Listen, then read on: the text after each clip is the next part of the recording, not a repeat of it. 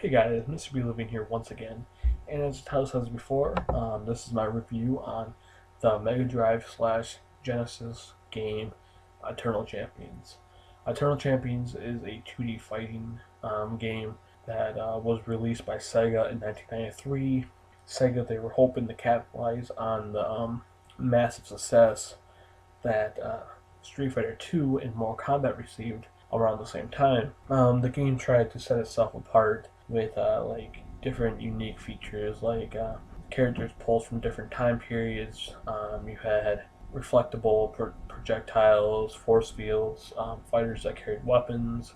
It also had a training mode where players had to defend themselves against robotic traps and stuff like that, which was interesting. When Sega originally published Eternal Champions for the Sega Genesis slash Mega Drive back in 1993, much attention was paid to the large characters, and they also had over-the-top killing blows.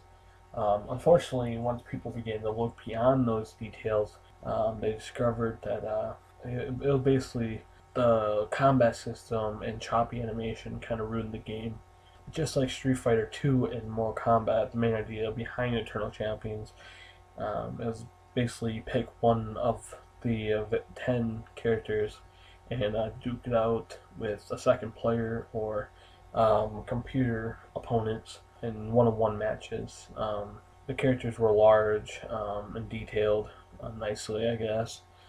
The different movie-themed backgrounds were just as detailed. If you're into old monster movies or comic books, you'd really appreciate the characters' details and designs. Some of the characters, like Midnight, which is a vampire clad in biker gear, he literally loses his flesh when he loses. He's just one of the 10 characters that, that are in the game.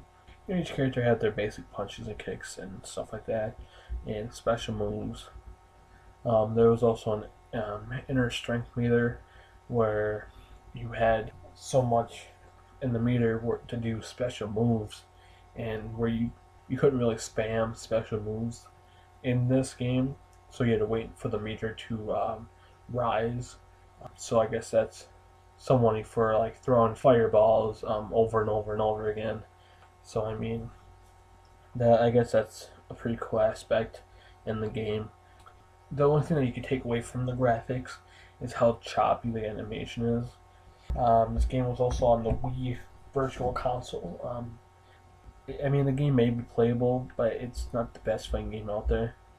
The good of the game, like the good aspects, are it mimics Street Fighter 2 formula without looking like a total knockoff.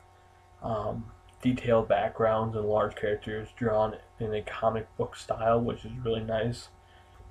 The bad aspects about the game: attacks are sluggish and don't chain together well. CPUs, the CPU, they read your button presses and react to your attacks instantly, which can be annoying. Animation is just choppy, and audio is almost an afterthought.